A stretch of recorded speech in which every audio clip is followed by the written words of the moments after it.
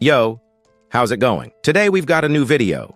Leave that comment to let me know if you're enjoying this manhwa. She mentioned how the elders of the secondary family were saying that Soran had been very insolent.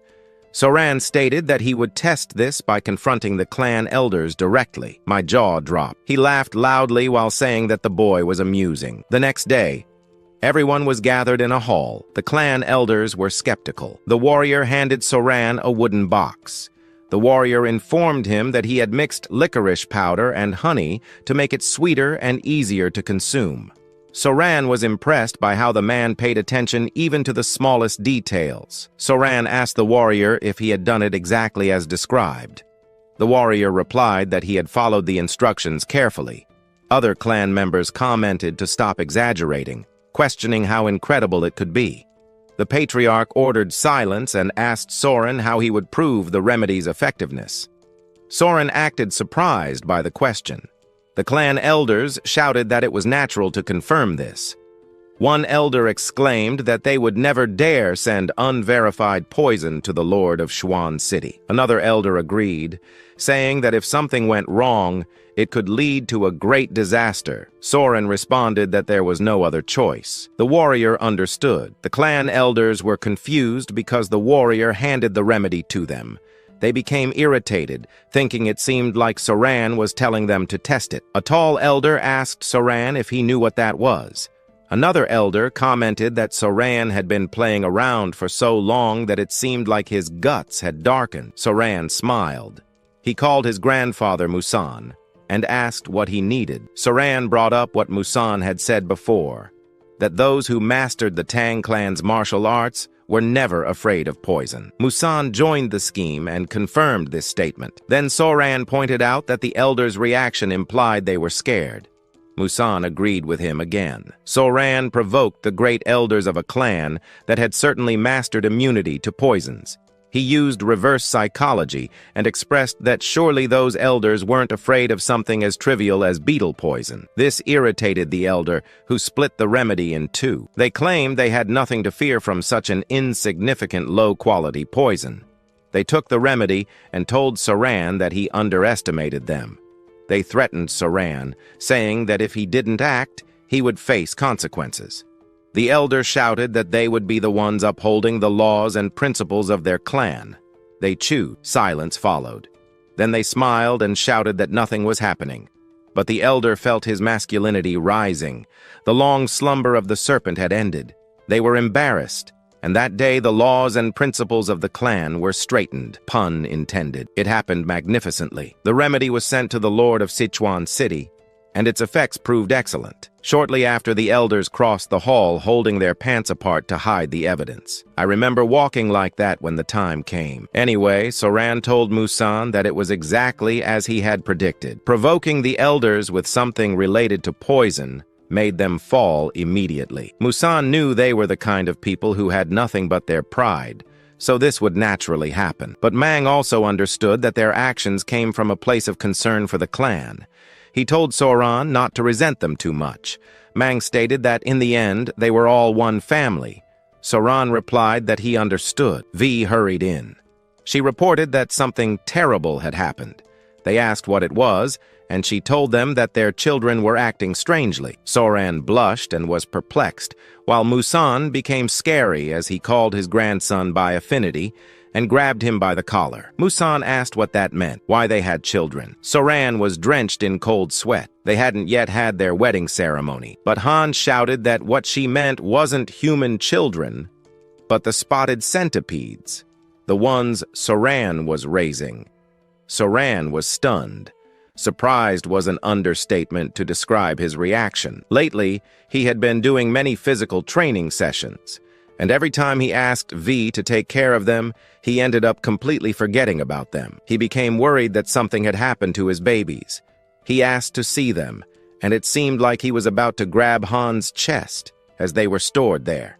Han screamed that they weren't there. Muan was perplexed. A moment later, the 3 blue-spotted centipedes were all brown and weak. A handprint was on Soran's face. It was funny how he was slapped because of his previous actions.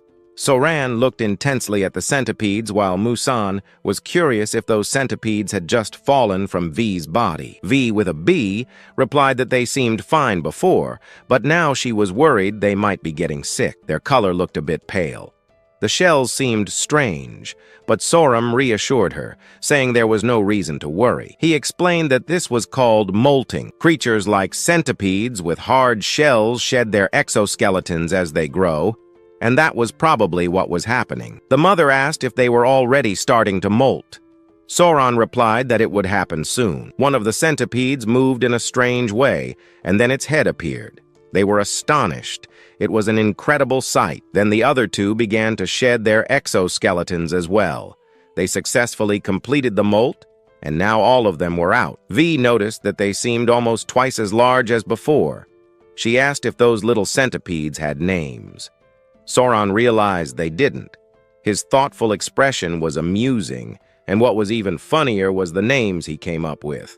Number 1, Number 2, and Number 3. It was so silly that Hanan refused to accept it. She argued that mottled centipedes are said to transform into dragons after living for 1,000 years, so they needed names worthy of dragons. Soran childishly argued that there was no way a mottled centipede could become a dragon, even after 1,000 years. Mua joined the game. A Malhada centipede of 1,000 years is called a dragon. With this answer, Soran realized it must have been Han's grandfather who taught her that. But then Soran thought seriously about the names and decided to call them Nova, Mira, and Grace. The first was Nova, symbolizing the beginning. The second was Mira, meaning fragrance, and the third was Grace, representing something elegant or gentle. Han was delighted. She didn't object because, in her view, naming the children was the father's responsibility anyway. Now the speckled centipedes had their names. A whole day later, the speckled centipedes returned to cling to Soran's body. He still didn't feel completely dry, but it was enough to move. However, he still felt strange. The centipedes were now heavier. Before, they were the size of thick sausages, but now they had grown to the size of his forearm. It seemed that the speckled centipedes thought his embrace was too tight for them, so now they coiled comfortably around his arms and waist. While lying down and hugging the centipedes, Soran heard someone talking. Two men were passing by. One of them had a full bag in hand and commented on how the Tang clan of Sichuan was always so extravagant. He invited his friend to go to the brothel, and the friend thought it was a good idea. They laughed, saying that earning money had never been so easy. Soran felt uneasy about it. At the pavilion, Shan stated he had great news. It was about the medicine they sent to the Lord of Divan's city. He shared how it worked exceptionally well, and how the Lord of the city sent a message of gratitude, including a generous reward. Soran and Hanan were delighted. Shan was also proud and happy to reap so many benefits shortly after accepting Soran as a son-in-law. Soran was glad to be able to help. Because of this, Shan suggested granting Soran one of his elixirs. Shan knew that if he called it a reward, Soran would probably refuse out of modesty. Soran's grandfather had said before that an elixir was something that enhances inner energy. Tara asked what kind of elixir it was. Shan replied that it was nothing extraordinary. It was the honey of the golden bee, the king of golden fur. In Soran's mind, he pieced these words together and deduced it was common honey, but he knew how crucial inner energy was to becoming a martial master. So he decided to accept it for now. Thanking his father-in-law when he interrupted, Elo reminded him that he should reward Soren and questioned why it was only Mel. Shish Olsen became nervous upon seeing the threatening behavior of A. She argued that what Soran had accomplished was no small feat. Even though the golden bee was a mid-level poisonous creature, Mel is the lowest classification among elixirs. She said he shouldn't be stingy in rewarding Soran for such a great achievement, which left S embarrassed. She scolded her father, saying he should grant something equivalent to a year of internal energy. She couldn't understand how he could give an elixir that provides only 2 months of internal energy. Shellen felt sad and justified that it was still an elixir, and that it had been quite expensive to obtain. But this only made her more irritated. She argued that compared to what Soran had done, it was a trifle. Zhao was in a difficult situation. Soran asked what the golden bee was.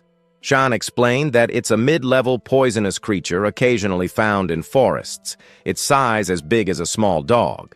He said consuming its honey grants internal energy equivalent to 2 whole months of secluded meditation. Imagining the bee's size, he became excited and amused, but An restrained his thoughts. She told him she was feeling upset with him. Zhao clarified that this was not his intention. It was just because he thought Soran might like to see the golden bee in person. Upon hearing this, Soran got excited and asked if he was suggesting he see the golden bee himself. That was exactly what Chasan had in mind. Internally, Soran interpreted this as harvesting the honey himself. He had done this a few times during his days as a YouTuber. The knights eagerly followed him toward the door. Soran commented that when it comes to bees, he's basically an expert. Shelson knew Soran would like the idea. Soran asked what the golden bee looked like. Shesh simply replied that it was like bees. Vian could only sigh, and thus the journey to collect the honey began. Shelson provided them with top-quality information, so they thought there would be no competitors. But when they arrived, they found 2 clans fighting. Apparently, those people had also bought the information. One clan asked the other if the guy they bought it from had disheveled hair and a large wart on his face. The other clan replied that it was indeed the guy. But regardless, they wouldn't give up easily. Hearing these descriptions, Soran remembered the 2 men who had passed by him. He realized those 2 were selling information everywhere. One of the men became truly furious with the scammers and shouted, "How dare you insult the Tang clan of Sichuan?" His loud and angry voice, along with the mention that they were from the Tang clan of Sichuan, made those men nervous. Now the peaceful journey to collect honey was far from peaceful. Before Sarang set off on his first journey outside, Chilson warned him to be cautious. As a member of his family and someone from the Tang clan, he should never reveal who he truly was. Saran politely replied, yes, to this. Then Cho looked at something beside him, which made Soren turn his head as well. There were men lined up in front of him. Chilson informed Soren that he would lead those people. It was time for him to learn how to manage others. Soren was baffled. He thought it should be Vun. Joe called him silly and explained that since Vun was his woman and he was her partner, this made him the highest authority in the group. Upon hearing the word partner, Soren became embarrassed. V believed he would do a good job and promised to help him along the way. He replied that he would do his best, but now, amidst all that chaos, he wondered what he should do. He asked the man next to him what they should do in that situation. Soran questioned whether it would be better to share the... Soran was talking with the leader of the Venom unit, Blund Wolfgang. Wolfgang was not pleased with the fact that someone had dared to share the clan's information. Tang Vun agreed, saying that whoever that person was, they had a lot of courage. She was seriously irritated and expressed it with her intimidating aura while questioning the sale of information purchased by the Soanang clan to someone else. Those from other clans recognized her as the poisonous flower of the 3 flowers of Morum. One man couldn't believe that a direct descendant of the Tang clan, the poisonous flower, was there in person. The man was forced to greet her. He represented the Central Wind sect and clarified that they had no intention of interfering in the affairs of the Sichuan clan. He stated they would withdraw. The Noble Origin sect also decided to withdraw even though it saddened them. The Ghost Hunter of Jad also followed suit, withdrawing. One of them swore to catch that damn traitor and skin him alive. They all quickly dispersed. Soran noticed the influence of the Sichuan clan. He asked if the problem was resolved. Wolfgang replied that it wasn't. He knew those unorthodox bastards wouldn't retreat so easily. Wolfgang suggested setting up a camp nearby and taking shifts to keep watch. He knew those men were probably hiding, waiting for the right moment. He instructed Pia to find out where they had set up camp. Soran seemed worried. Vun assured him that everything would be fine. He was more concerned about his golden bees. They hid behind a rock while watching the bees. The bees looked really cute, as if they were wearing fake fur on their bodies. Several of them flew into a log. Soran was excited to see those golden bees. V admitted it was the first time she had seen them too. From a tree trunk, Soran got excited upon seeing those golden bees. V admitted it was the first time she had seen them too. She pointed out how big they were. Soran found them cute. Vaughn was impressed by their fluffy fur. The Afghan was also pleased to see them. Soran noticed how small the colony seemed. It looked like there were only a few hundred of them, but considering their size, it made sense. Vum asked about colonies. Soran explained that it referred to a group of bees, and generally, a small hive would have about 5,000 to 7,000 bees. V was shocked that Soran could say that without even entering the hive. Soran replied that he could estimate by observing how many bees were entering and exiting the entrance. Someone appeared behind them.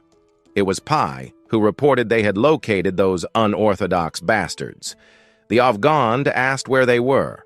Pai hesitated to respond at first, but as the Afghan expected, those bastards had set up camp on the opposite side. They didn't seem to be doing much, but if anything happened, they would definitely act. The Wolfgang decided to wait until nightfall to harvest the honey using the Clang method. Soran asked about this method. The Wolfgang explained that if mugar leaves were burned, the smoke would calm the bees, and during this time they could harvest the honey. Soran responded that it was an excellent method, but Pai was worried because the wind was blowing in their direction at that moment. With that, the plan fell apart. Then Soran thought of something and asked if it was clever. Soran explained that if the wind was blowing toward them, it would mask their scent. So, he decided to take this chance to make a quick visit. He was already on his way when V grabbed his shirt to stop him, saying it was dangerous. The golden bee was a mid-level venomous creature, but Soran wasn't crazy about it. He stated he would just touch it once and return. While he struggled to get away from her, a small pebble fell and rolled toward the hive. They immediately knew it was bad news. In the blink of an eye, the colony swarmed out. V grabbed Soran as she ran. Afterward, they received a monumental scolding. It was twilight, and Soran was still thinking of another way. If they lit the fire against the wind, they would be caught between the unorthodox bastards and the hive. The golden-haired king bee was a bit different from the bees he knew. These bees detected ground vibrations from more than 30 kilometers away. Not even ground bees could do that. V found Soran and shared that the children had finished their meal. They kept trying to escape, so she brought them to him. Soran thanked her. Soran gently told the little ones to behave. One of them sat beside Soran, which left him bewildered. She asked if he had made any progress. He replied that he needed to observe a bit more. She admitted she felt like she was pressuring him and apologized for it. She told him to take as much time as he needed, as long as he didn't feel overwhelmed. But this had the opposite effect on him. Awil noticed something on the other side of the old tree. Monkeys.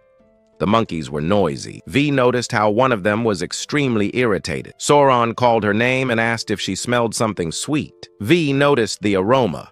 Soran realized it might be pheromones and quickly told her they needed to leave because the bees were about to swarm. V grabbed him and fled hurriedly. She jumped high and created some distance, still holding Soran by his armpits. The Afghan was stunned. The bees quickly left the hive, and their target was the fallen monkeys. They devoured the corpse. It was a close call for that pair. V was intrigued about how Soran knew the golden-haired king bees were about to attack, since he managed to warn her to leave even before they heard the buzzing. He replied it was because of the smell. Vum finally noticed the faint magnolia scent. Soran was surprised that she could really detect the pheromone scent. She answered that she had smelled that scent before and said it smelled like a magnolia flower. Soran was excited to have found the answer and laughed like a wicked maniac. An blushed because his hands were on her shoulders. With a devilish smile on his face, he declared that he had thought of a way to deal with those unorthodox bastards chasing after their bees. He said, "Come, we have some extras by the campfire." Some extras drank rum, others ate and drank until they dropped. The extras questioned when the clan would collect honey. One of them commented that it was hard to say because 3 days ago, they were everywhere, but now it's all gone. Maybe they'll do something soon, he said, and asked another what he thought. The other responded, "Maybe." Another extra dressed in black asked if it was really possible to make money from beehives. Furious at his ignorance, one of them said, "The candles made from the wax of the golden king bee are treasures used exclusively by the imperial family. The clan will only take the honey and leave. Then the leftover hives will be ours. Excited, another extra commented that if they failed this mission and were eliminated, it would be even better. He started laughing and reminded them about the Tang family group, which has the famous 3 flowers of MM. He quickly added that they should be careful not to accidentally kill the murim flower. Another extra expressed his eagerness to see the murim flower, calling it a beauty. Soon, everyone gathered around the campfire, some even uttering vulgar words. However, when they least expected it, their excitement vanished as they smelled something strange coming from the forest. Realizing the scent was pleasant, they wondered if it was the fragrance of the poisonous flower. For a moment, something awoke, a loud noise. In that scene, with the moon hidden by the night, thousands of bees appeared. Seeing the unfavorable situation, they panicked and started running, shouting, "They're Golden King bees!" But it was no use.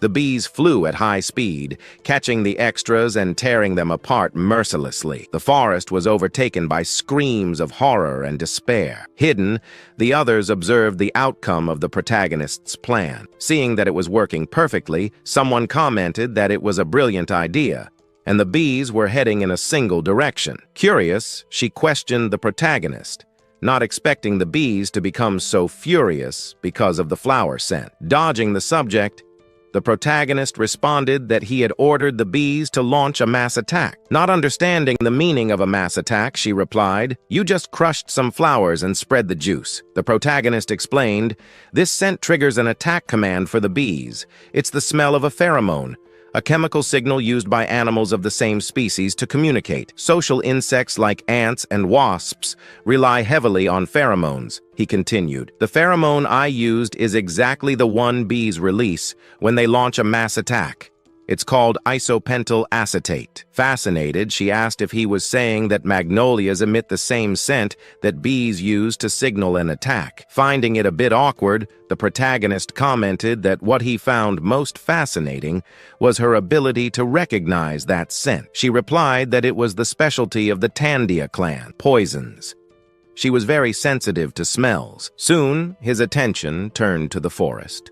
The protagonist remarked, "With the golden bees launching their mass attack, we can enter now." They approached the tree with a strange object wrapped in leaves. Slowly, they entered the hive of the golden bees. The elder remarked on the danger and insisted on going first. Inside, they were amazed. The protagonist commented, "They're enormous." Incredible. They gazed at the massive honeycombs. The elder, holding the wrapped leaves, began creating smoke and joyfully said, "Thankfully, they left.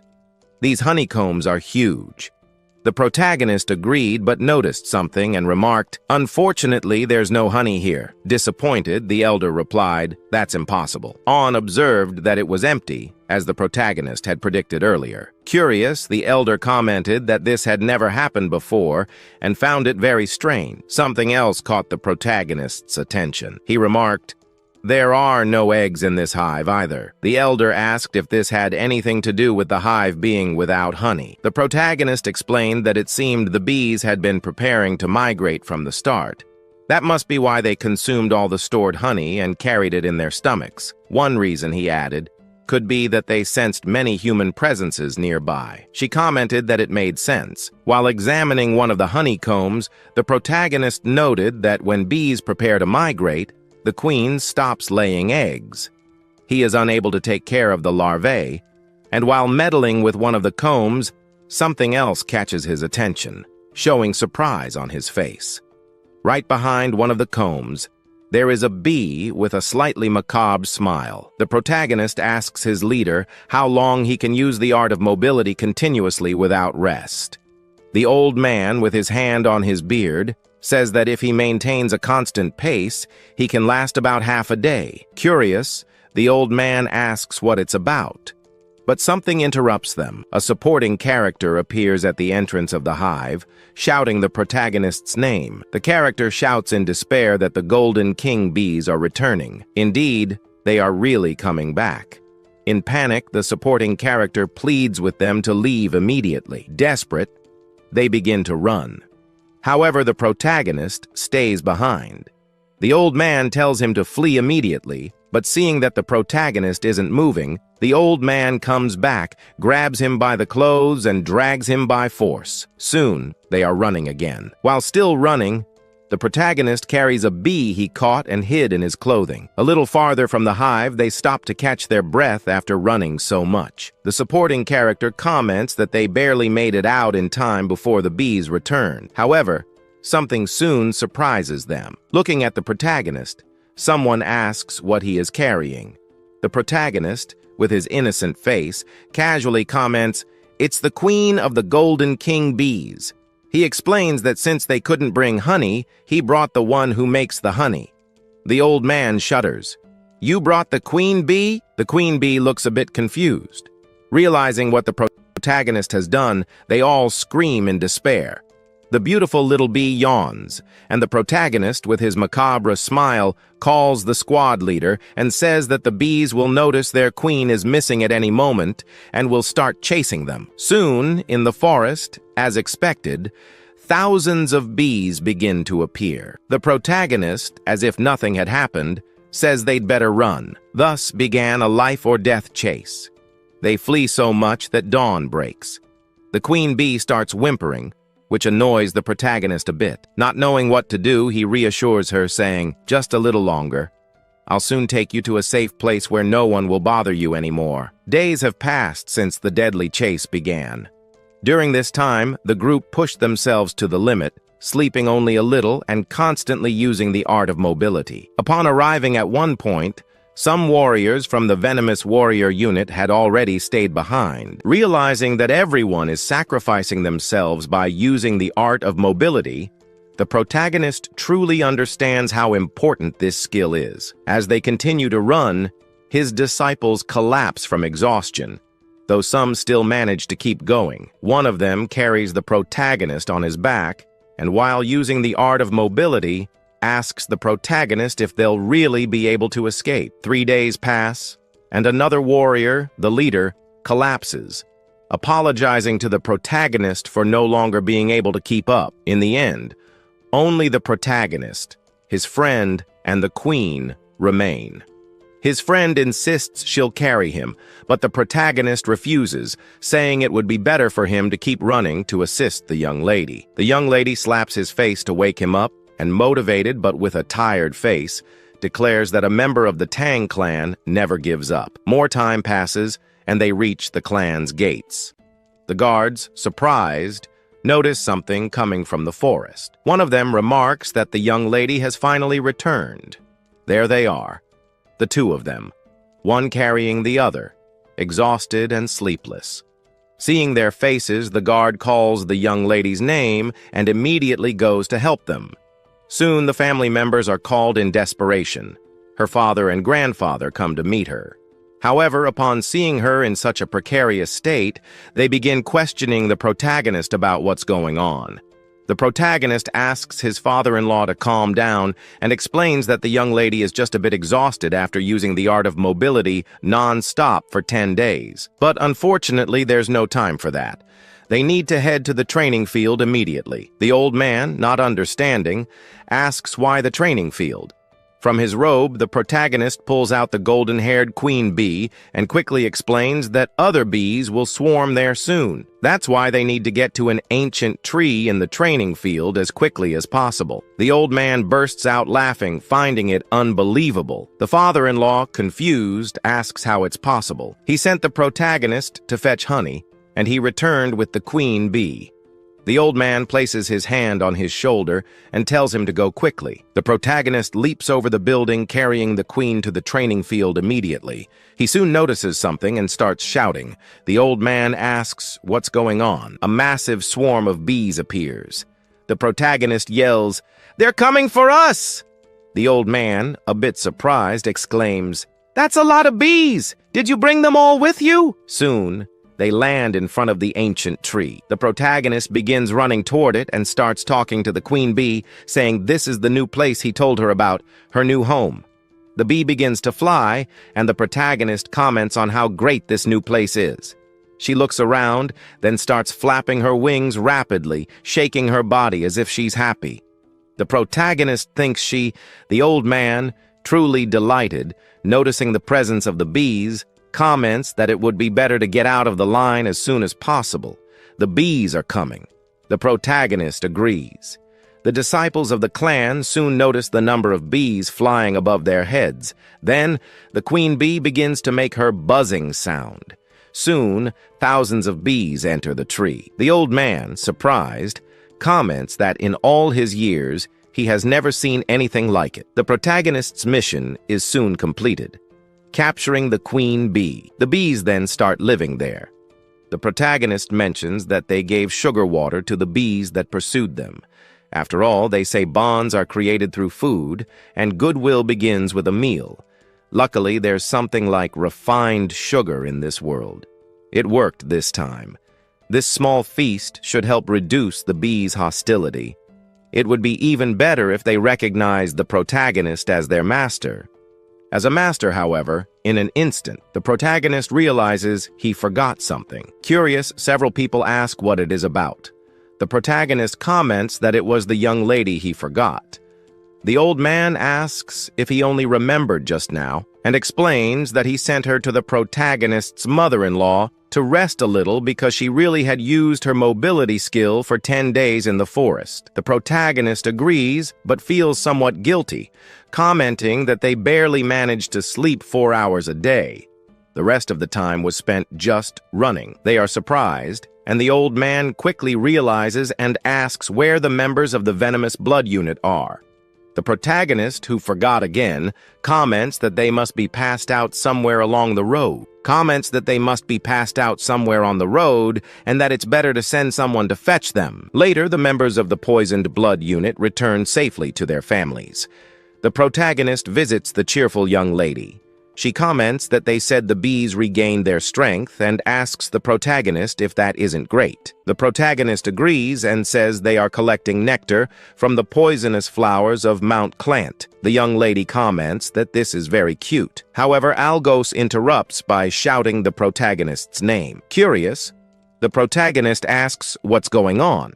One of the disciples soon says the protagonist needs to go outside quickly and explains that something is wrong with the bees. It seems like they're looking for something. The protagonist finds it curious and goes out to check. Soon, surprised by the bees, he sees them flying all around the clan. After spotting the protagonist, they begin flying toward him and soon start clinging to him. He gets a bit nervous. The young lady asks if everything is okay, but soon the bees that were clinging to him begin to lift him and make him fly. Not knowing what's happening, he starts asking what they're doing and why they're acting that way, but it's too late. He is already very high up, and the bees begin carrying him somewhere. Meanwhile, on the ground, the young lady and a background character are left clueless about what's happening. Soon, the bees leave him in front of an ancient tree, their new hive. Still confused, the protagonist wonders why they're causing such a commotion and asks if something is wrong. However, one of the little bees starts pushing him toward the tree. Realizing he is being pushed, the protagonist notices it wants him to go inside. He is surprised to see that the bees have already built part of the hive and are working hard to gather honey. Soon, he notices something flying toward him.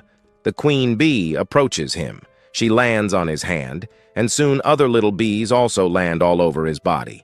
Covered by the bees, the protagonist realizes he can't move anymore as the bees cling to him. But something unexpected happens. The queen bee gets closer and closer to his face until she kisses him, catching the protagonist completely off guard. However, this kiss comes with something strange. The protagonist starts feeling something odd, and after they part from the kiss, he almost falls backward from so much embarrassment and surprise. Embarrassed, the protagonist comments to the queen bee that it was his first kiss and asks what she did. Still feeling strange, the protagonist collapses to the ground, breathless and completely drained. On the ground, without any strength, he asks the queen bee what she just gave him. The large bees watched the protagonist writhing on the ground while a reddish aura on his body expanded more and more, bringing the sensation of heat. Behind this strange discomfort, it seemed like there was an itch in his body. The sensation that took over his body was an intense heat that made him foam at the mouth and nose while grinding his teeth and sweating relentlessly. His heartbeat was very accelerated. Still, with great difficulty, feeling a strong heat in his body, the same sensation as if he were on fire, he slowly stretched out his arm to try to reach the queen bee. With little strength left, his last words before passing out were a question about what she had made him eat, and then he passed out. Still with his eyes closed, the protagonist heard his name being called. The beauty was asking her grandfather what was happening to him while showing her concern for the protagonist. The old man, stroking his beard and with his vast experience in unusual situations, commented that apparently he must have swallowed a very potent elixir. After hearing this, he passed out again. The old man began to guide his kui to help him. Shortly after, the beauty took care of the protagonist with a warm towel. She wiped his face. Sitting on the bed with messy hair, he asked where he was. She replied that he was in the medical wing of the clan. Fixing her hair, she explained that when they saw him, he was being dragged by the golden-haired king bees. She and her grandfather immediately ran to the hive. When they arrived, he was already unconscious, so they brought him to the medical wing. She questioned him, asking if he remembered anything that had happened. The protagonist sighed, putting his hand on his face, a bit upset. He thought about his first kiss in that world. The curious beauty noticed that something was wrong due to his expression and asked if he was okay or if there was something wrong with his body. She also asked if he wanted her to call her grandfather. The protagonist looked at his hands, sighed, and said no. Then he commented that the queen bee fed him the same food she ate. He thought that's what caused that situation. The curious beauty asked what he ate. The protagonist commented that he didn't know the exact name, but if he had to name it, he would call it the king bee's elixir. Surprised, she repeated, "King bee's elixir?" The protagonist, with a small smile on his face, said yes, and explained that the worker bees collect nectar and pollen to feed themselves. Only the workers, who dedicate their lives to work, consume this nectar and pollen. After this explanation, she asked if that was the case. Then, what does the queen bee eat? The protagonist replied that from birth to death, the queen bee feeds exclusively on the king bee's elixir made by the workers. In other words, the jelly that the queen bee forced him to eat was royal jelly. Understanding the situation a bit, she commented, "Ah, I see.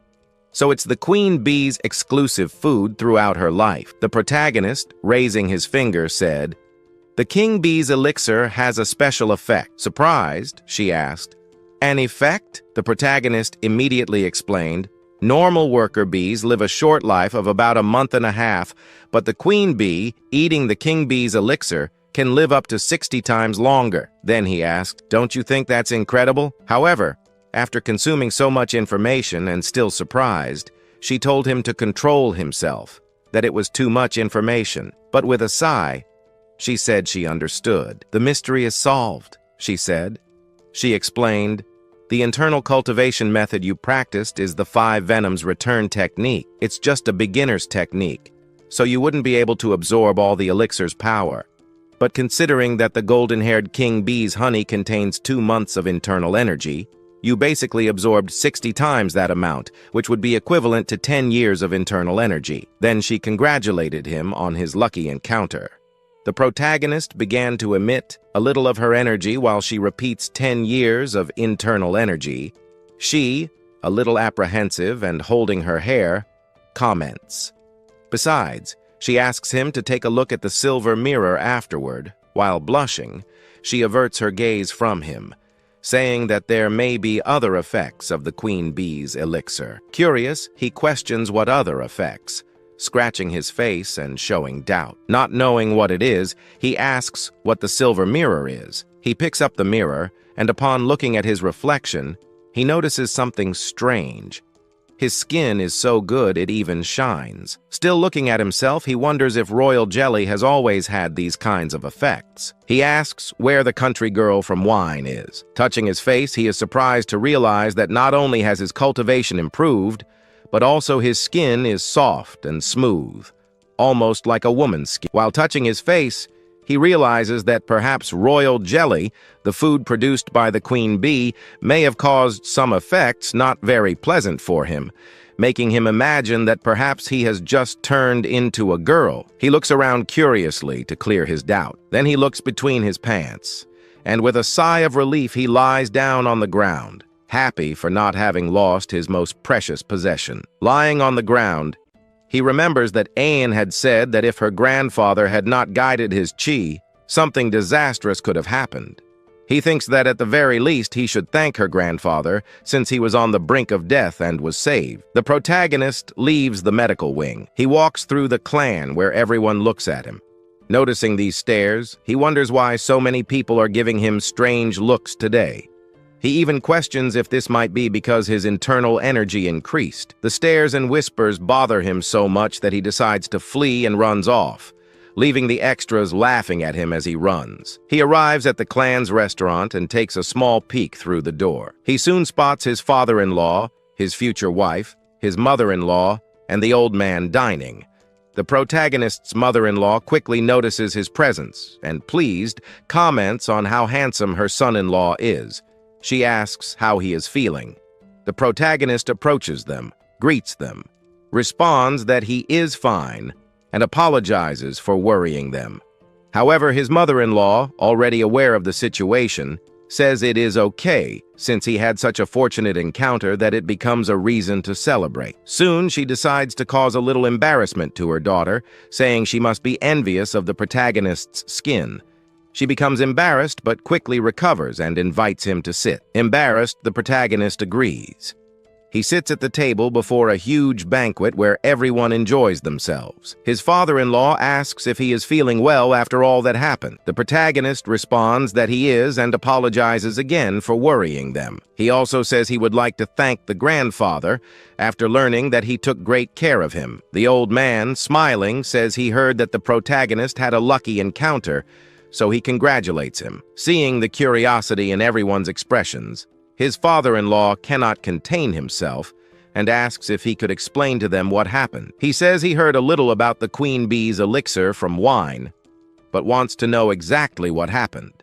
The protagonist does not know how to respond. He scratches his face, unable to find words, but soon responds by saying that it seems the golden-haired queen bee liked her new home a lot and decided to reward him for his kindness. Moving his finger as he explains, he says that she dragged him into the hive and fed him. With the elixir of the king bee, he concludes by saying that he thinks all the confusion started because of it. To his surprise, his mother-in-law comments that even mid-level venomous creatures know how to show gratitude, and she finds this very fascinating. The old man, equally surprised, asks, "By the way, if there's any way to get the king bee's elixir again." He mentions that if they could, it would greatly benefit Tang. The sect leader observes that just the honey from the golden-haired bees would already be an incredible treasure, but that the queen bee's elixir would undoubtedly be an extraordinary blessing. Soon, the protagonist's mother-in-law, excited, agrees and asks her son-in-law if he could get more of the king bee's elixir, leaving everyone at the table confused by her spontaneous reaction. His fiancée then asks the protagonist if he could obtain more of this elixir. The protagonist thinks and reflects. If they were just regular bees, they could simply create several queen cells, the chambers for queen bees, and trick the worker bees into producing royal jelly for them. However, if they tried this trick with the intelligent golden-haired bees, they would be turned into hives in an instant. Besides, royal jelly is basically baby food produced by worker bees. But what the protagonist consumed came directly from the queen herself. He ponders whether what he ate might not even be the same substance, which makes him reflect even more on the situation. He wonders if he should be honest at that moment. Finally, he decides to say sincerely that he thinks it wouldn't be possible to get more of the elixir. This makes the old man and his mother-in-law question why it wouldn't be possible. The protagonist explains that even if someone could consume it, he doesn't know if anyone really would. Curious, the leader asks what he means by this, questioning if perhaps the taste is bad or if it has a strange smell. With seriousness, The protagonist replies that it's neither about the taste nor the smell. Sweating cold, he reveals that the king bee's elixir comes directly from the queen's mouth and that it seems the only way to receive it is through direct contact with the queen herself. He explains that the method involves forming a connection by joining lips with the queen, with her tongue entering the recipient's mouth to transfer the elixir. Everyone is shocked. The old man shouting asks, "A kiss on the queen bee's mouth?" His mother-in-law is left open-mouthed at the explanation. The old man, even more shocked and sweating cold, concludes that they must assume it's impossible to get the elixir unless it's the protagonist, since he was favored by the queen bee. For anyone else, it would be impossible. Soon, his fiancée, understanding what happened, drops her chopsticks, outraged.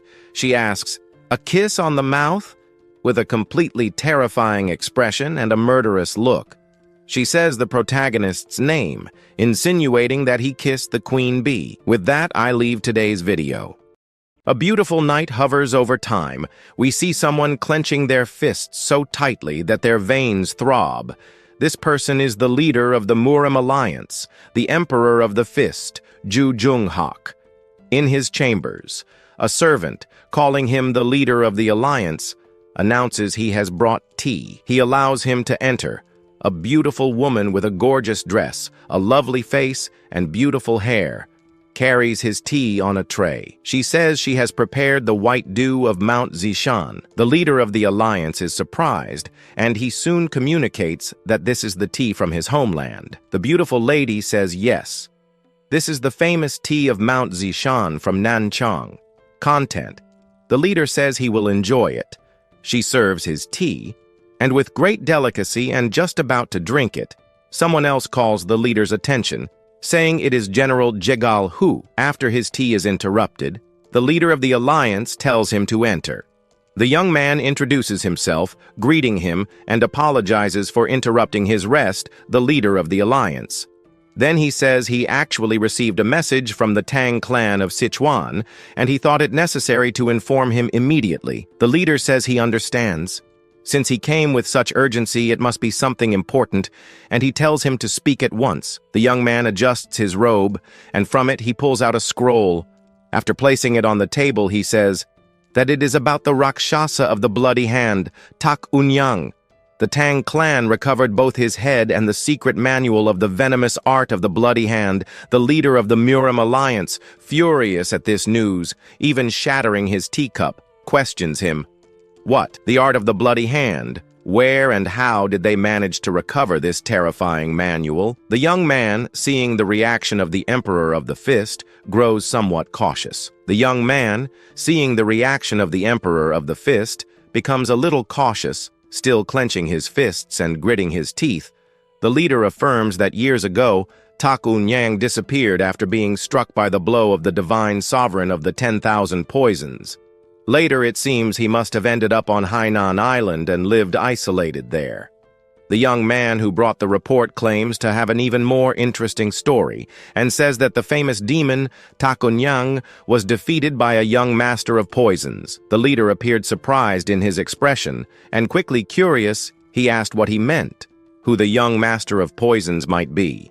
The general, finding the story very interesting, even sits down and says that the story behind it is quite intriguing. Fanning himself, he says he believes that even the leader of the alliance might find it interesting. He soon asks for permission to explain in detail.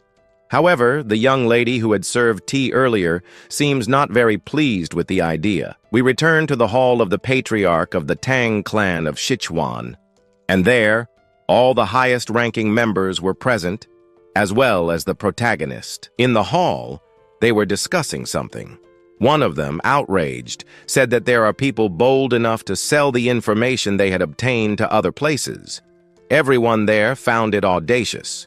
They were surprised that there could be people willing to tarnish the clan's reputation just to sell some information. The protagonist, with a strange expression, softly whispered to his fiancée, saying that, surprisingly, they weren't speaking ill of his father-in-law. She replied that, of course, they wouldn't. The protagonist's father-in-law began speaking, silencing everyone in the room, who turned their attention to him. He said, How could someone dare tarnish the family's honor? Even the elders of the collateral branches are furious about this.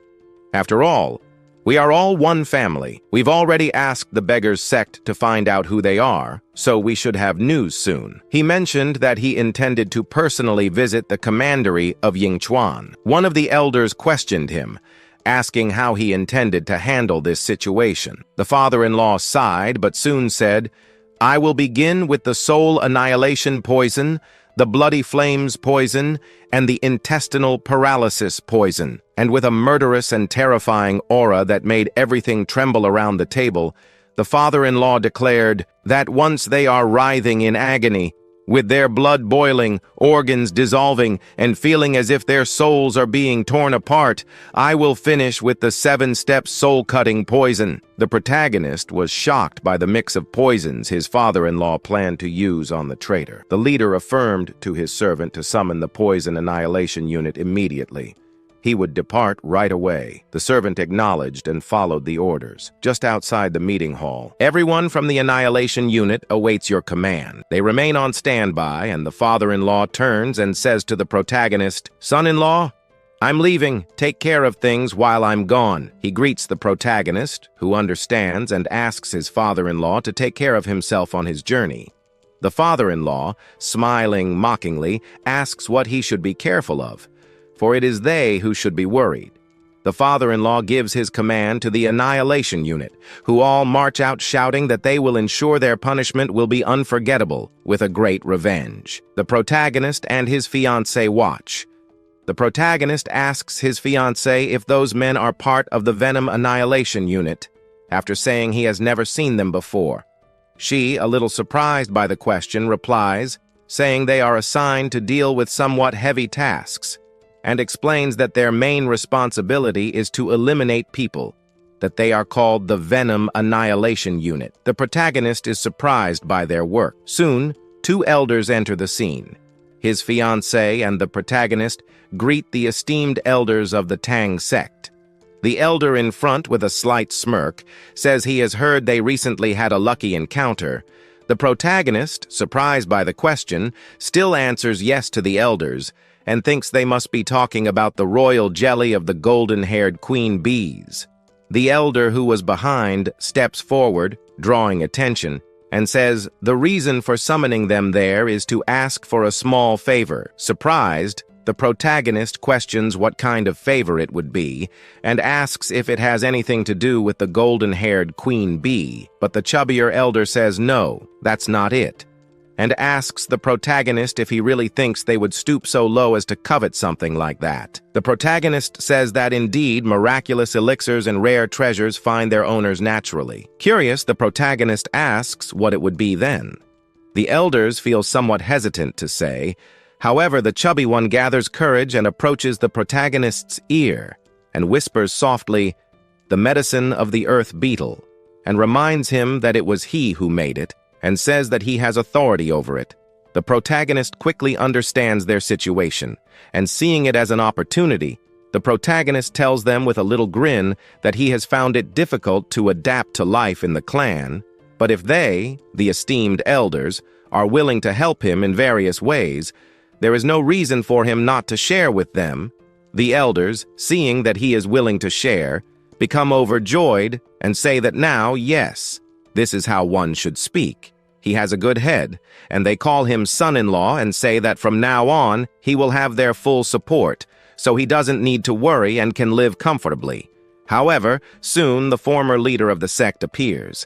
Surprised by their closeness, he asks what cheerful conversation they are having. The chubby one says it's just a friendly approach to the son-in-law. The protagonist agrees. With his relaxed laughter, the great elder says that they finally seem to be appreciating the true value of the protagonist. They begin to flatter the protagonist. However, one of the sect's disciples shouts to the great patriarch, saying there is a major problem. Surprised, the patriarch questions what it might be. The disciple informs him that the lord of the province of Sichuan is on the verge of death. The information takes everyone by surprise, leaving them shocked by the situation.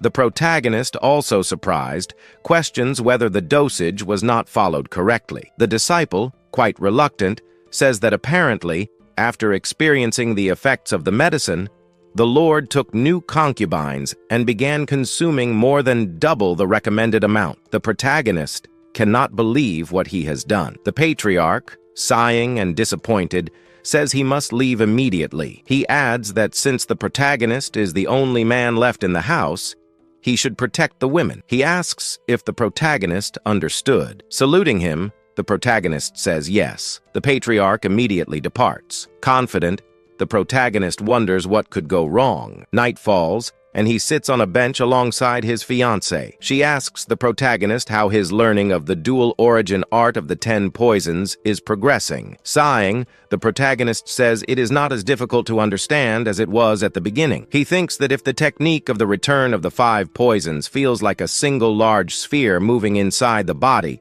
then the dual origin art of the 10 poisons is more like a 2-cylinder engine. His fiancée says that by now, he has probably already developed some resistance to common poisons. She adds that, besides that, he should be able to release his chi directly or even infuse objects with it.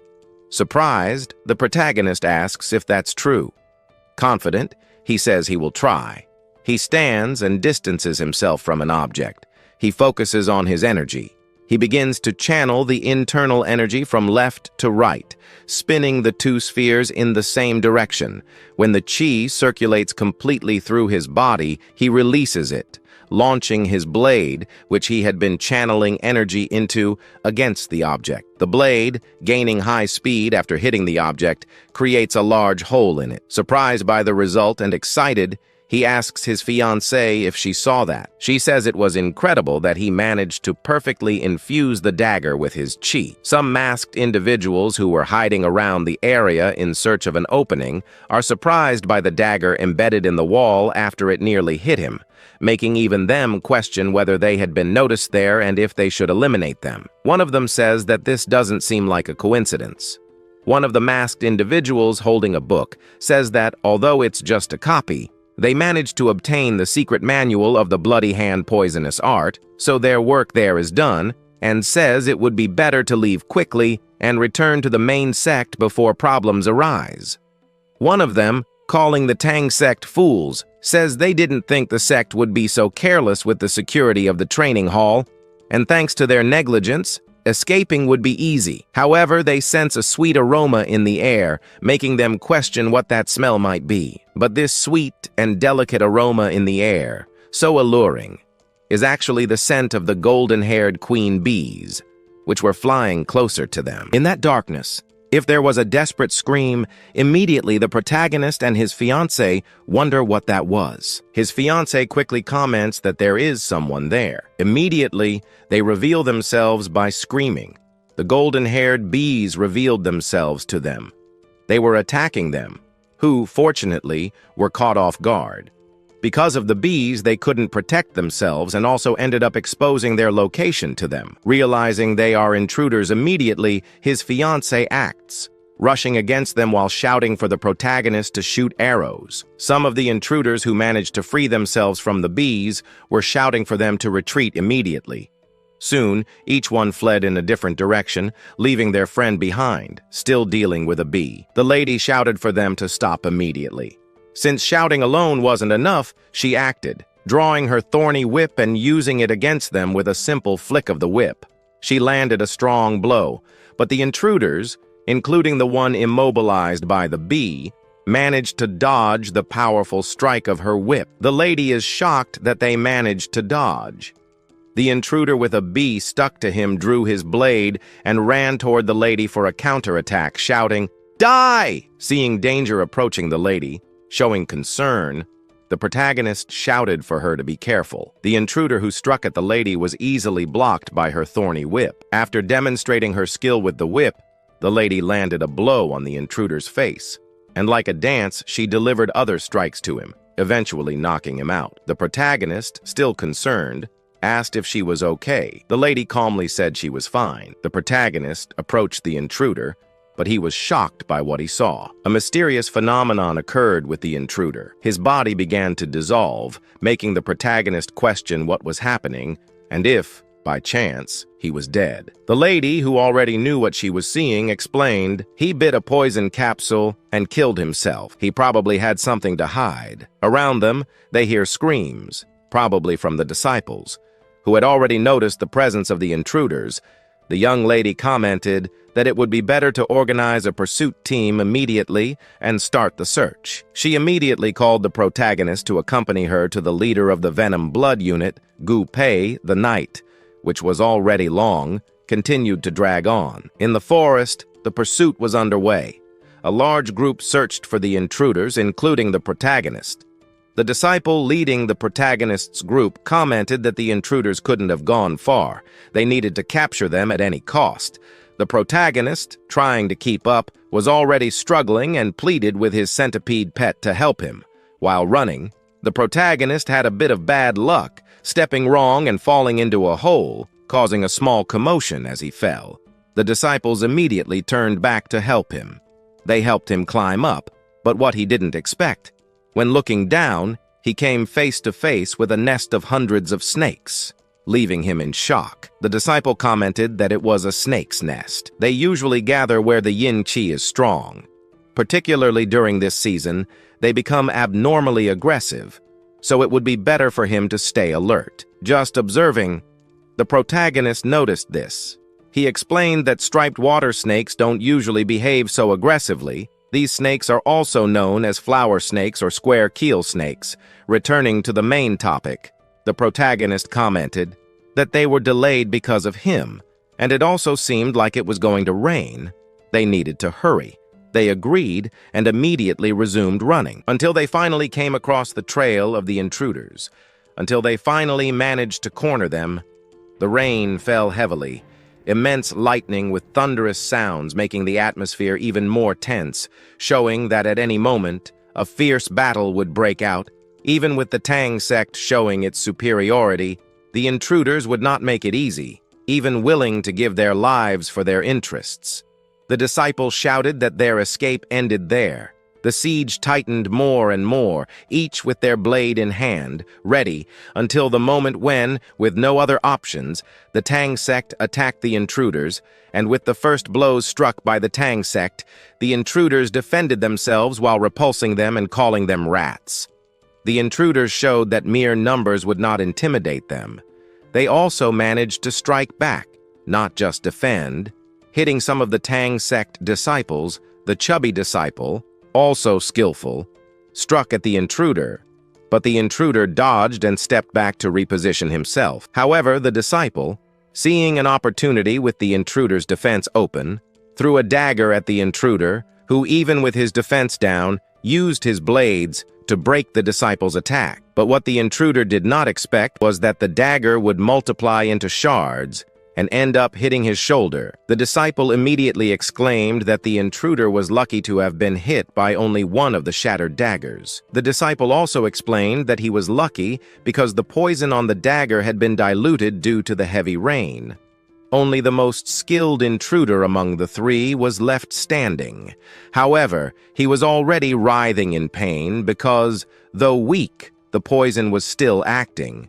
But amidst the strong thunder, a sinister laugh caught their attention. A mysterious voice called the disciples of the Tang clan pathetic and said it was pleased to see so many insects gathered together. The disciple of the clan was shocked by what he saw.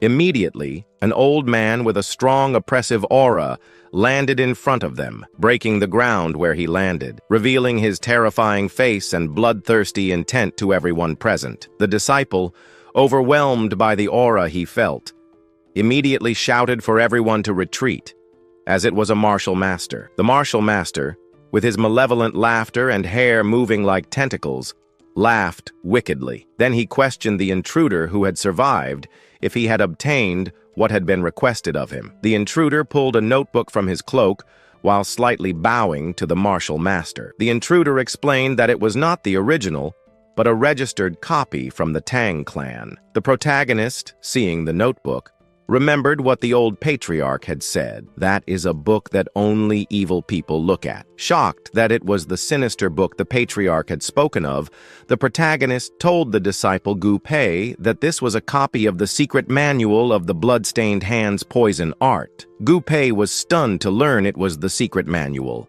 Furious, he questioned the martial master, asking how, as a human being, he dared to covet something so sinister. He demanded the martial master's identity. Ignoring Gu Pei, the martial master was only concerned about his book. With the book in his hands and a wide grin, he remarked that even though it was a copy, it contained the technique's forms, though it lacked the critical formula. Still, it was sufficient. Clutching the book tightly, the martial master commented that, though it was a bit premature, there was no better way to announce their return. The old man declared, "Blood glory!" and granted permission to unleash the cult's martial arts. He also ordered that no one be left alive there. The intruder, bowing, said he would do as the martial master wished. The intruder, who had previously been coerced by Gu Pei, raised his hand above the dead intruder on the ground and used a mysterious technique on him. The blood of the intruder seemed to be drained.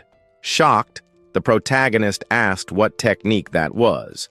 Gu Pei explained that the intruder was absorbing his blood. After completely draining the intruder's blood through the palm of his hand, the intruder's aura became even more apparent, visibly stronger.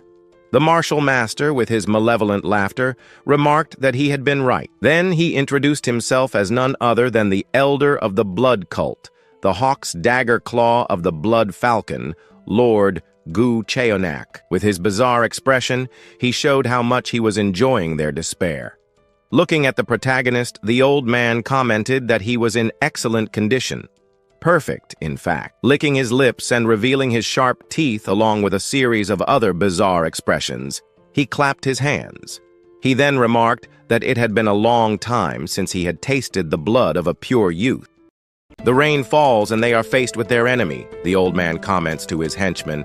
Capture the young boy.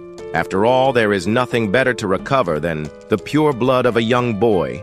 The henchman seriously confirms his master's order and runs towards the protagonist's group.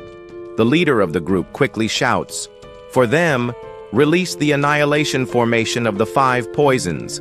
From above, the old man fires a heavy attack with his leg.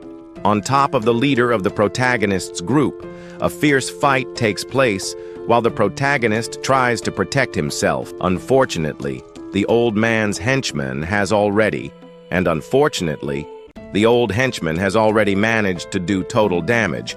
However, still protecting himself, he realizes that something was happening. Then he looks back, he finds one of the old man's henchmen appearing behind him. This henchman puts the protagonist in a chokehold. While he was putting him in the chokehold, he asked him to stay still, since his goal was always to get his blood, which at the time was the purest of all. So being impressed by his arm, he ends up almost losing consciousness. While he was almost losing consciousness, he just called people, and the people he was referring to were our little caterpillar, who appears from his clothes and starts attacking this old man's henchman. He then looks at it and notices these things biting him. After biting a little, he realizes that what was biting him was a centipede. That was very dangerous. He couldn't let a monster like that bite him, but out of nowhere something appears that, well, let's say, pierces the thing from above him. He then, after being crossed by this, is thrown with brutal force, backwards, and the protagonist is alert and afraid of all this, while the little caterpillar, on the other hand, just celebrates this because they really liked it. Knowing who it could be, he turns around and realizes that perhaps this could be one of Miss Yong's attacks, so he quickly turns around, which ends up facing her group. She and the elder end up coming towards him. However, as soon as she ends up arriving at the place where the protagonist was, she has a surprise, because she ends up realizing that whoever was in front of her was some elders from the Blood Sect clan, while the guys who were fighting the elder realized that it was the formation of the annihilation of the 5 poisons, and as soon as it appears, they end up wondering what was happening. One of the henchmen then, turning in the fight, turns to her, And the moment he turned around, he comments that an elder from the blood cult attacked, out of nowhere, his sect. The moment he says the blood cult, we see her face of surprise. She doesn't believe it. The elder from the blood cult. That was bad. Then she orders the people to help the vice leader Ganbai fight against that old man and his comrades. So, obeying the order, they advance. Advancing, he asks them to get into formation, the formation of the annihilation of poison. After everyone is formed, we see them surrounding the old man now. The old man finds himself in a place where there is no way out, but he still celebrates. Now he realizes that this is the boy who knocked the poison art claw off Tank Yang's sacred hand. With a smiling face, he is happy and comments that it seems that the claw of the bloody hand was just an overrated name at the end of the story. And to think that he was bitten to death by just one centipede. However, one of the protagonist's friends asks him to shut up. Otherwise, his end will be the same as that guy. Until then, saying that thing was fine. But he smiles in a more mysterious way and wonders if that was really it, since if they really wanted to defeat him, they would need to have a lot of strength, so he could be trying to gain power. And the elder at that moment releases a dark aura. While all that event was happening, we see outside in the middle of the forest, explosions happening. Meanwhile, these explosions are happening in the middle of the rain. We find the protagonist taking care of one of the injured guards. While he was taking care of him, he asked him to hold on just a little longer. The situation was not good at all. On our side, she is getting more and more exhausted, since no one in her group has enough strength to fight that old man once and for all. Since that damned blood cult guy only sucks the blood of his opponents to recover, and with that, he could be fighting more and more against his opponents. While he was thinking about what he could do to win against that old man, something happens behind him. That was our wife, who was thrown with all her strength by that old man against a tree. The protagonist only hears the noise, and then quickly turns around and finds Miss Royin fallen there. She then ends up coughing. In this situation, the protagonist gets up and approaches Miss Royin and asks if she is okay. She says she was. Then she grabs the protagonist's hand and asks Yong to return as quickly as possible to the clan and bring more warriors from the Tang family. Just them, there wouldn't be enough to be able to defeat that elder. The protagonist, of course, has no choice, and it's true. There's nothing else he can do in this fight. That elder has the upper hand. Once again, we see the guards asking Yang to return as quickly as possible to the village and call for the Tang family. With the Tang family, they could certainly be defeating that elder. The other one tells him to go and call for help, because they would be using all their strength to hold this guy back. After all this pressure, the protagonist stops and just listens to the sound of the rain. Only then does he say, "Okay, I'll go back, but you'll also come back as quickly as possible." However, that was perhaps an order, something that his mind might not want to be true. He wants to stay here to protect his wife, but she appears while he was still commenting that his immobility skills are still very weak. Will he still be able to do it? But she appears and then hugs the protagonist. After this hug, I'm already announcing a wedding for you here. But hey, she ends up commenting that everything was fine. Only later does she comment that he'll be able to do it, since he's been training really hard these days, and there's no way he won't be able to get there. And next time, he doesn't need to worry either, because both of them will get out of this story alive, and so they can be looking for more poison. So again, she asks Yang to go to the village, and she was counting on him. So she gets up, turns against him, and goes towards that elder. While he just watches her running, now that he's left her behind, he just comments to himself that all of this was driving him a little crazy. As the rain fell, we found him in the middle of the forest, now running. He was running, but at the time, because he was running so much, he felt exhausted. He ended up not realizing that there was a rock on the way. This rock makes him trip over it. And in the end, he ends up falling face down on the ground. Falling to the ground, we found those centipedes of ours coming out of the protagonist, and they stick to him, wanting to give him support. He realizes that all this was strange. Even using the immobility arts at maximum speed, it would take him almost half a day. Most of the clan's experts were too far away now. Even if he called for reinforcements, they didn't arrive in time. While poking the centipede, he gets on his knees and starts looking at the rain a little higher and tries to think of what he could do. After thinking, he remembers that there was one thing, that they only told him to leave just to save him. But why? He even thinks that maybe he is the youngest, because he was also the weakest and also needed to be protected. And in the end, all of this meant honor of the most real artists. So maybe this is the meaning. And from now on, he is part of their family.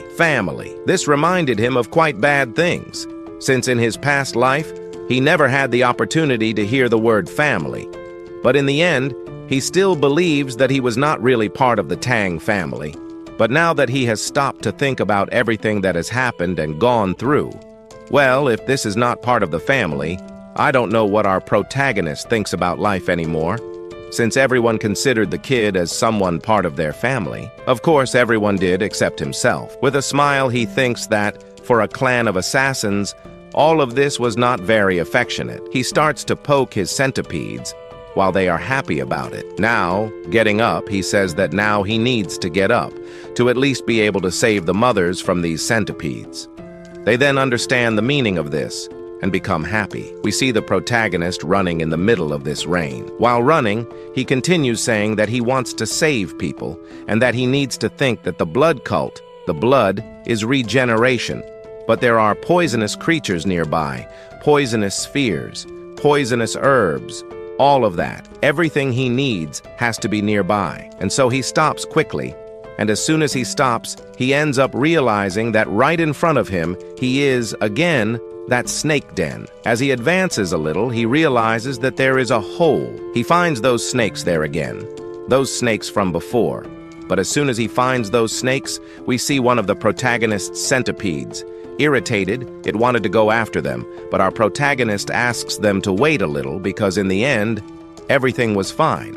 So he takes down all the centipedes that he had stored there with him.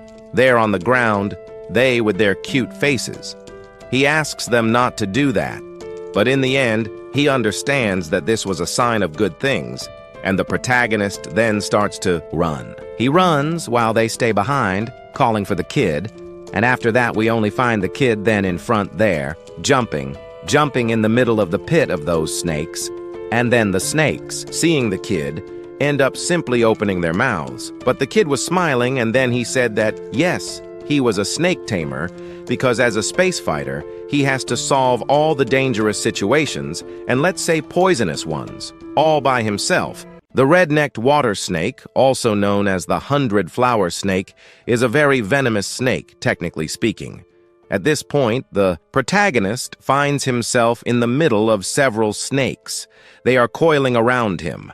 Unlike vipers, which have curved fangs in front of their mouths, these snakes have small venomous fangs that are in a very difficult place to inject venom into the protagonist. Even so, a bite from one of these snakes was no joke. In terms of toxicity, this snake that coils around his neck is the most venomous land snake in East Asia.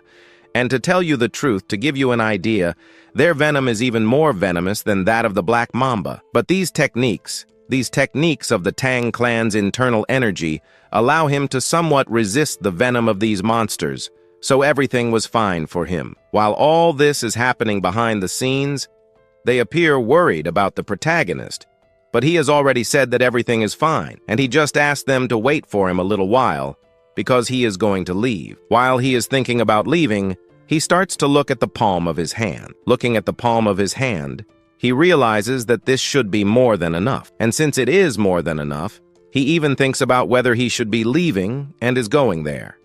But he asks them to wait, because he notices something there that he had not seen before. And for him, this happened unexpectedly, and at this point, he could be surrounded by these snakes, and their venom would tame the protagonist. But from above there, the three jump on the protagonist's shoulder. Now then, close by, we see that the protagonist realizes that they wanted to protect him. On the other side, Famitu were the snakes with their mouths open. However, on the other side, there were the protagonist's allies, anxious, protecting the protagonist from anything. And, with that said, the first larva then jumps towards one of the snakes that was biting the protagonist's arm, which ends up biting that snake, throwing it away. Now on the ground, the protagonist wonders what Grace was doing. She could take down 1 or 2, 3 snakes at once, but for her, Grace, that wasn't even a problem. She managed to take down that thing with just her bite. Now near Cask, he ends up realizing that she was most likely worried about the protagonist.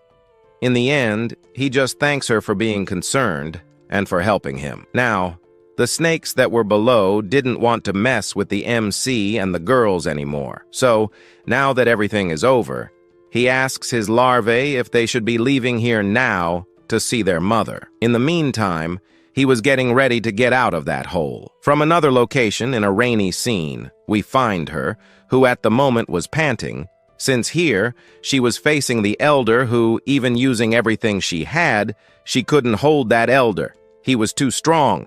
If this continues the way it is, everyone here will be dying. And, in the hands of that elder, we meet again one of those leaders from before who ended up being caught by him. He was being sucked by that blood technique of his sect. While he was being sucked all the blood, we see him just laughing. And everything that happened so far for him was too easy. He wants difficult problems so he can test his new skills. And then he shouts if by chance there was no one else around here who could receive his blows. But already worried, she hopes that Mr. Yong, at least, managed to escape safely. Then she starts running towards the elder, asking him to keep him under control, because this rain that is falling here will soon be over. So this could be sending another signal to ask for help, until a leader appears asking Hworin to run away from here like our protagonist did. However, she refuses, because she is a direct descendant of the Tang clan. She can't just abandon her companions in the middle of a fight and is letting them die here.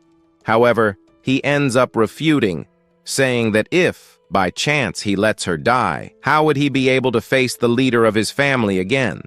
So he just asks her to run as fast as possible.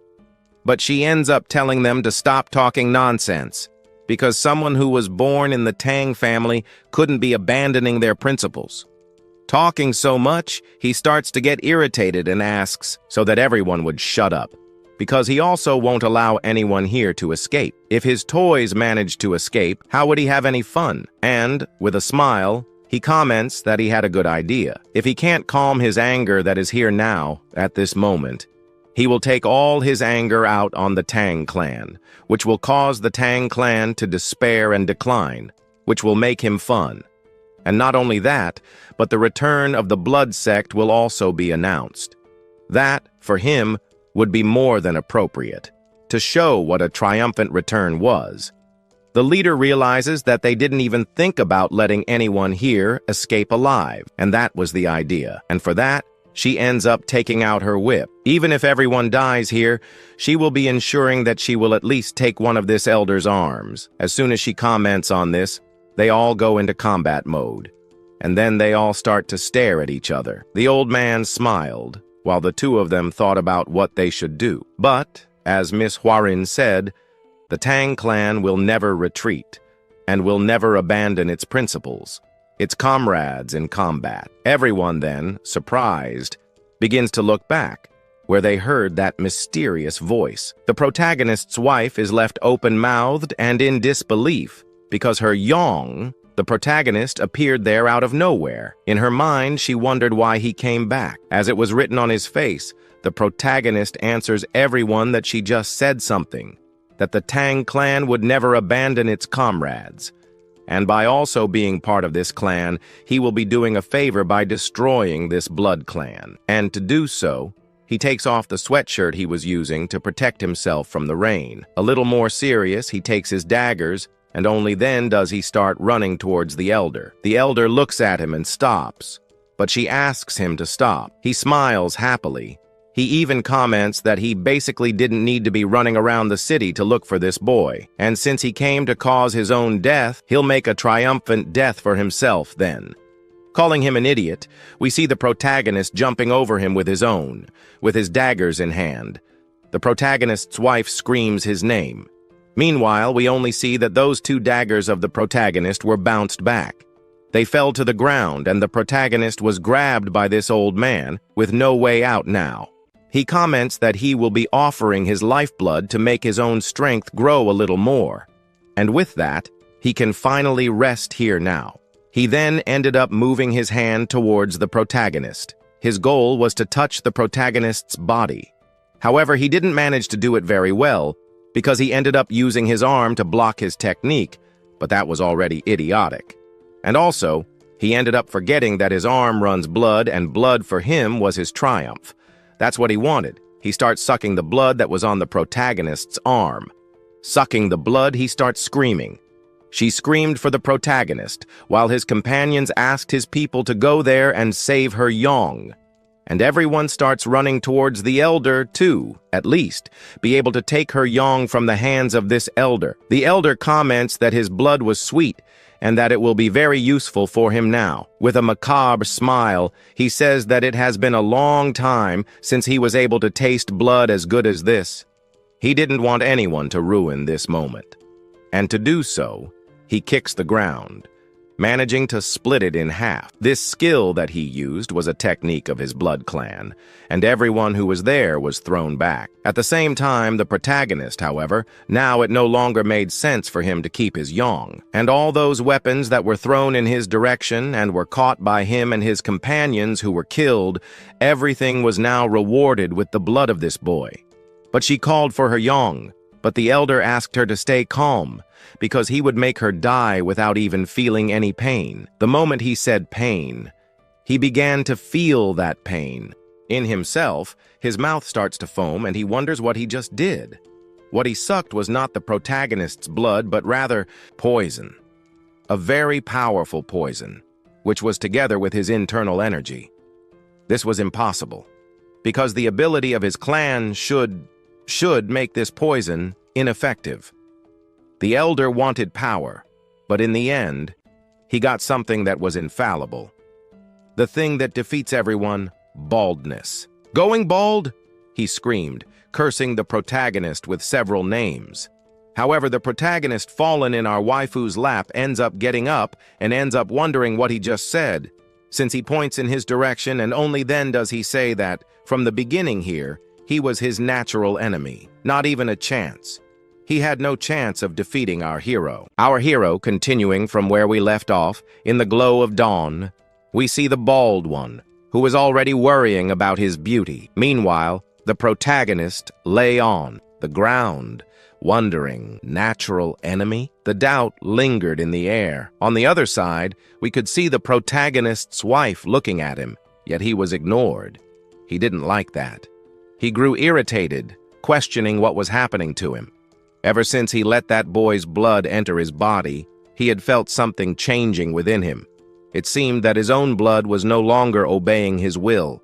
But in the end, the domination of the world by the blood cult was still within his reach. He couldn't afford to fall. He wouldn't fall here. He started running toward them. His goal was also to eliminate them. She, who was holding the protagonist, raised her whip to defend herself. Then, after lifting the whip, she launched it toward the bald one. That thing flew through the air and then wrapped around his neck. He couldn't do anything else. She then noticed something strange. The last time she had fought him, she hadn't been able to land a single hit on this bald one. But now, she had managed to strike him.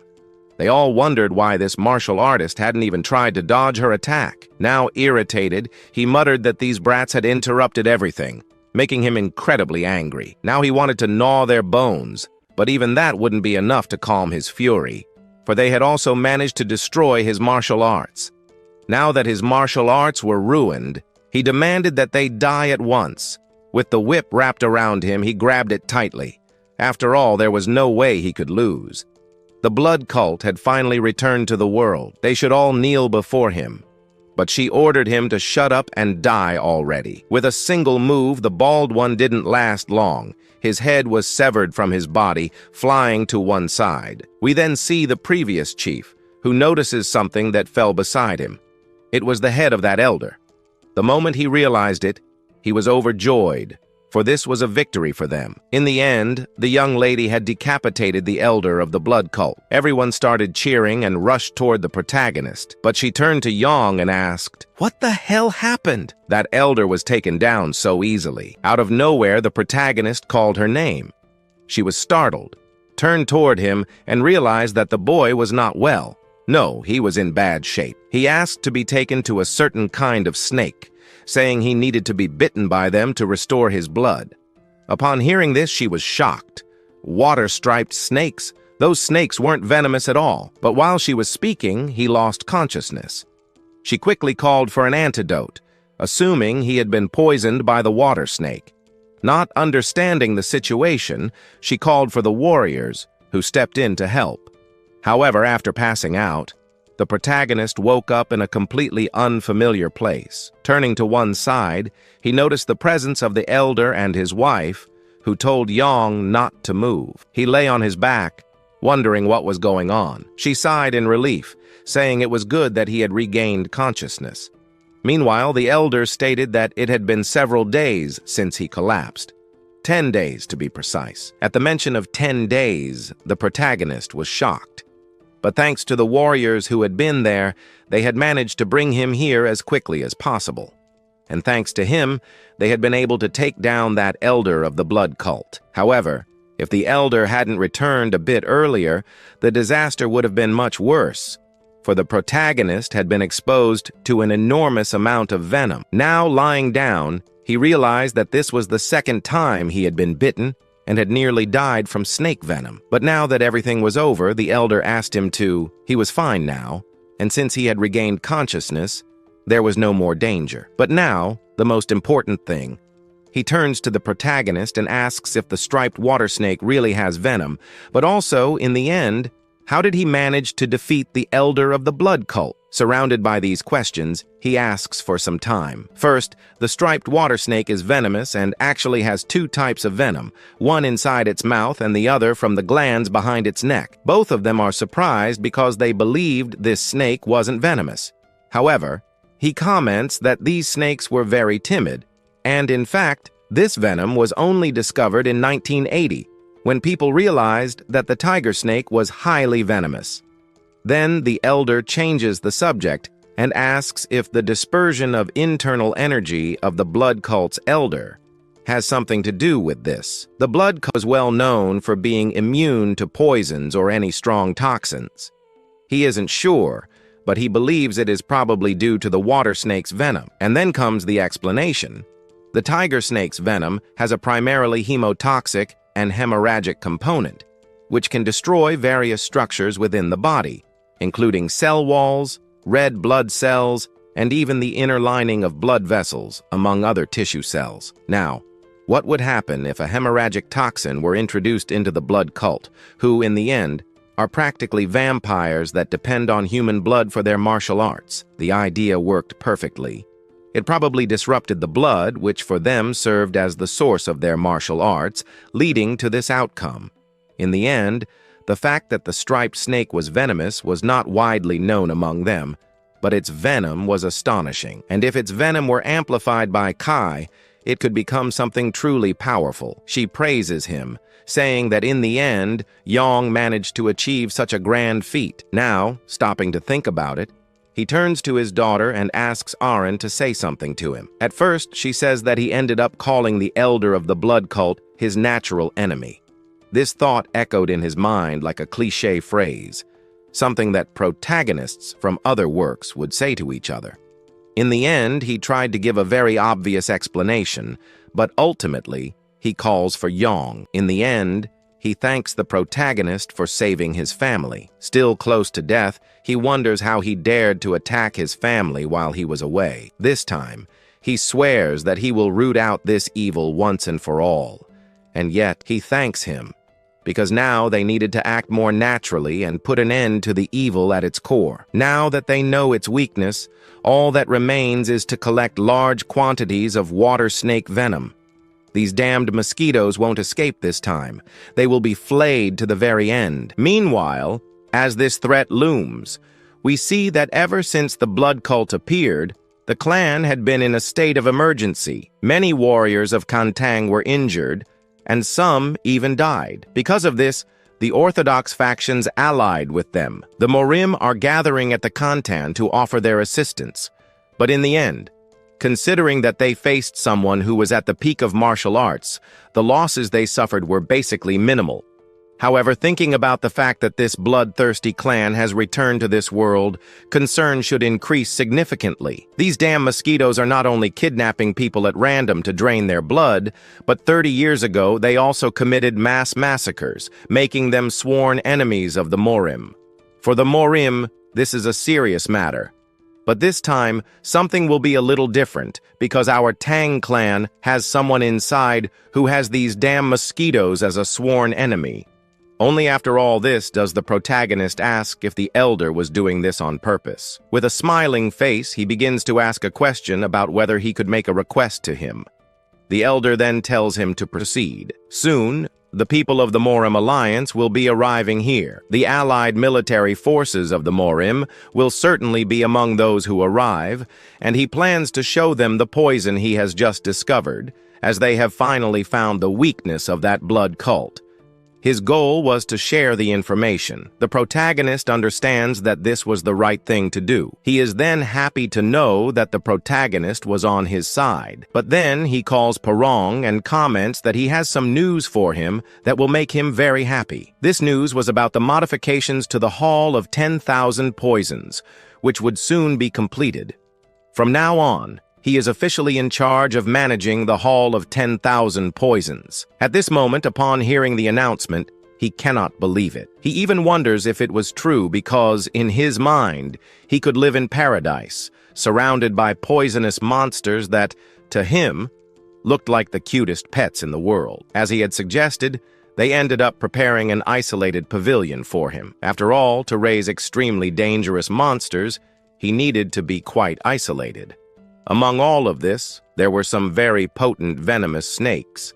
In the end, our young man thanks him once again, but for the elder, this is a way of feeling secure, because what he is doing is the best for the Morim. At this moment, he thanks his grandfather one last time. Only after this does the scene cut to another location.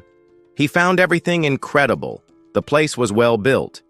He then points to something written above, a sign that read, "Garden of Toxic Creatures."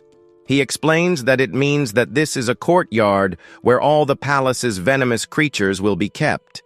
She finally understands, but he will also be gathering with highly venomous creatures.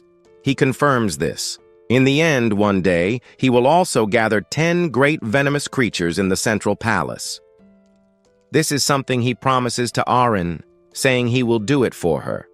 She then turns completely red and tells him that she is rooting for the protagonist. She then leaves, as she had an important meeting. Not understanding what Arin meant, we see her leaving, until suddenly, out of nowhere, a man appears. This was the vice leader, who arrived with a certain group of people who would serve as support for the protagonist. This will be his battalion now. Under the orders of the patriarch, all these people will now follow the protagonist from this point forward. They swear by their feet and hands that they will follow Seo Yong until the end.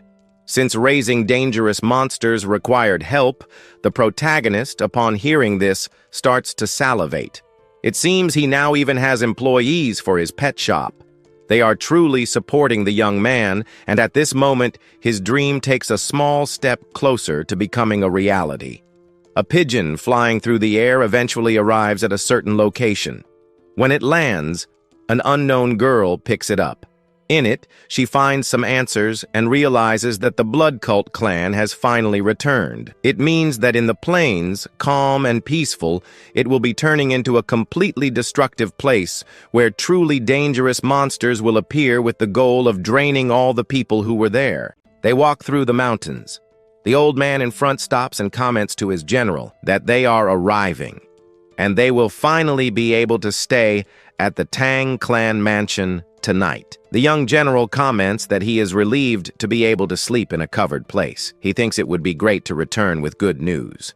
However, he was unable to find any trace of the blood cult.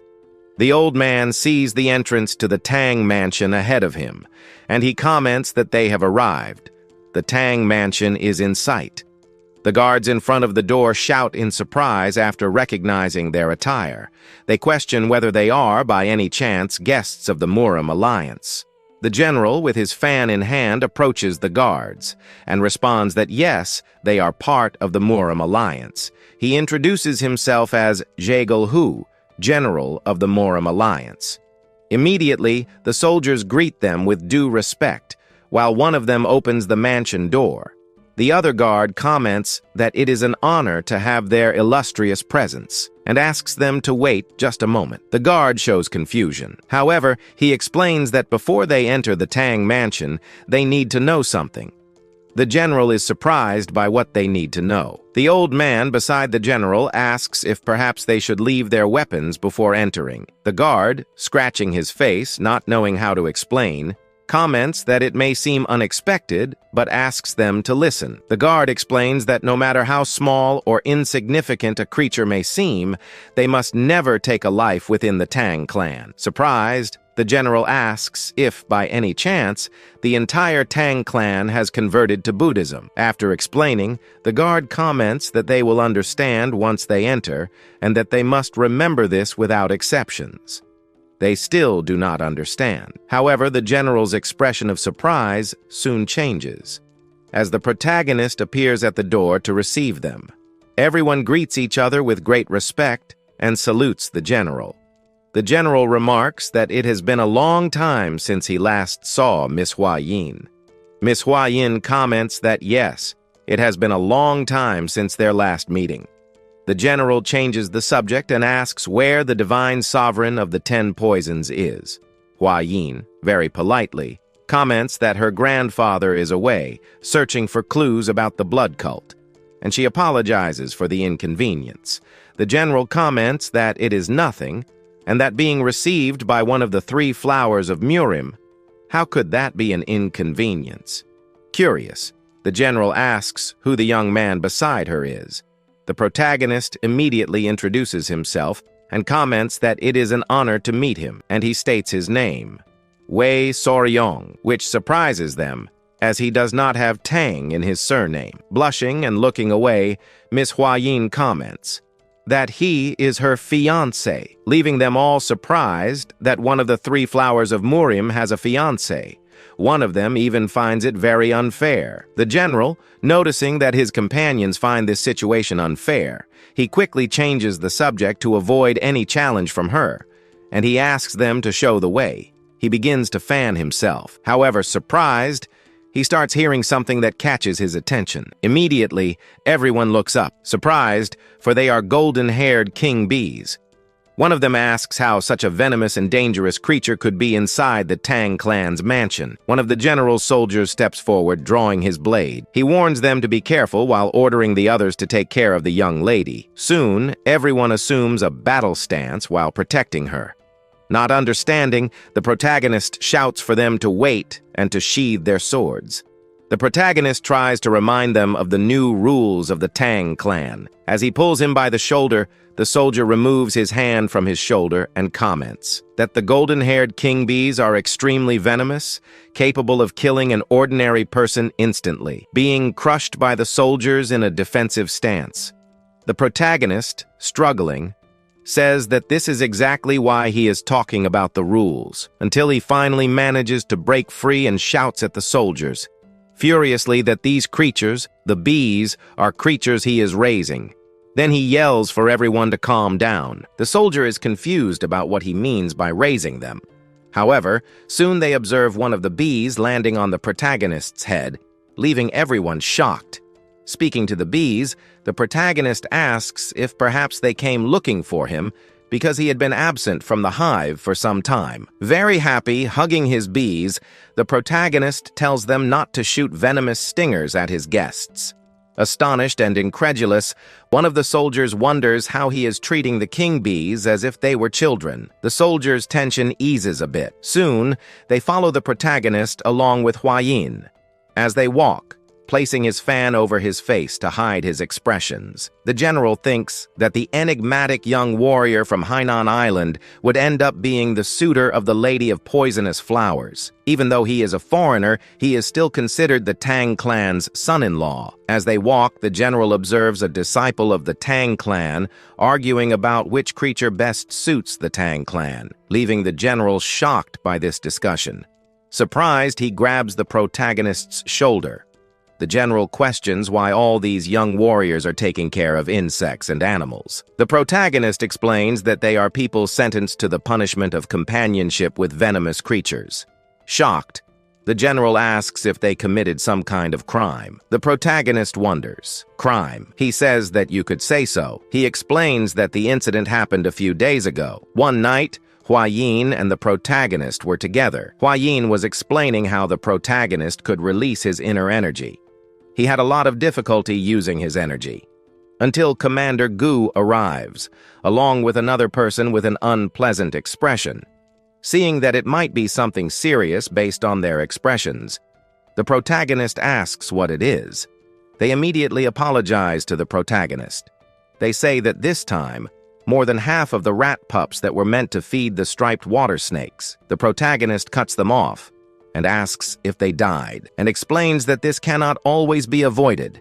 Rats are naturally sensitive, and when things get too noisy, sometimes the mother kills them. However, Commander Gu replies that that is not the case, and says that the warriors ate them. The protagonist appears shocked. The Commander Gu explains that they ate it as a snack with drinks.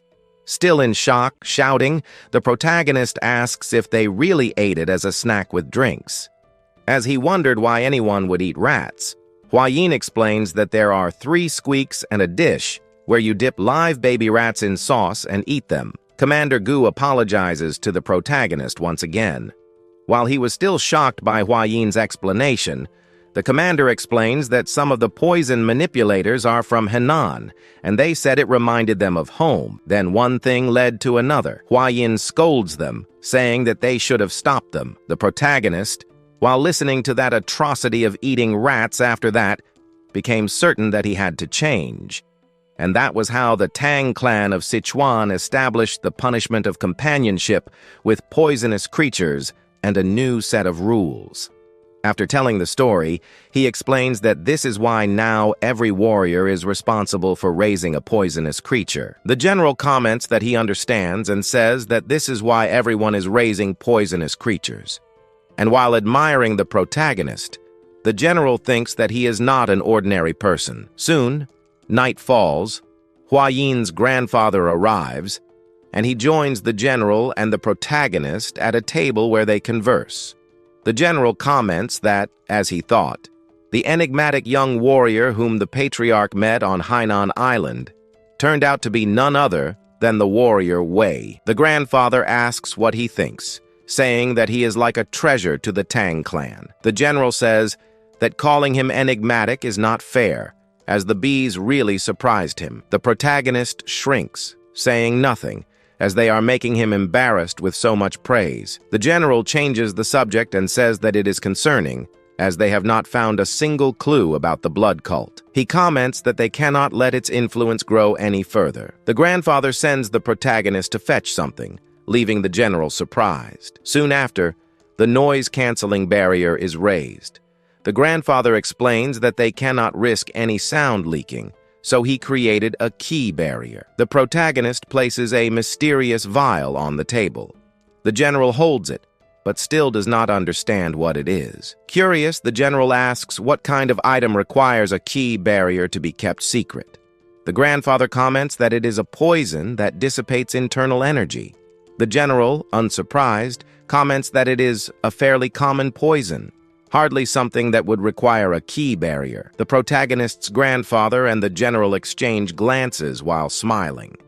They explain that this specific poison dissipates internal energy, but it can only affect members of the blood cult. Surprised, he slams the table and asks if this could be true. Smiling, the grandfather comments that he knows it is hard to believe, but it is true. The general comments that if this is true, It is an incredible discovery. The reason they struggled so much during the blood cult rebellion 30 years ago was because the blood cult had used an internal energy-dissipating poison against them.